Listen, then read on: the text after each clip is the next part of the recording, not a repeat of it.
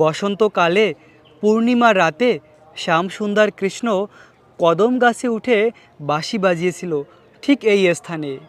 এই সেই বৃন্দাবনের রাসমণ্ডলের অরণ্য।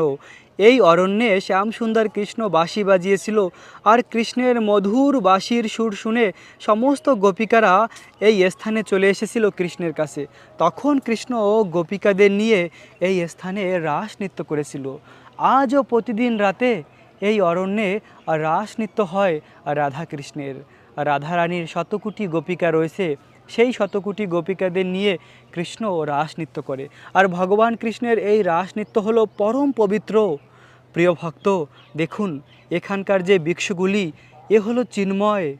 এরা রাতে গোপীর রূপ ধারণ করে, দিনের বেলা ভিক্ষু হয়ে যায় এবং রাতে গোপীর রূপ ধারণ করে কৃষ্ণের সঙ্গে রাস নৃত্য করে। এই সেই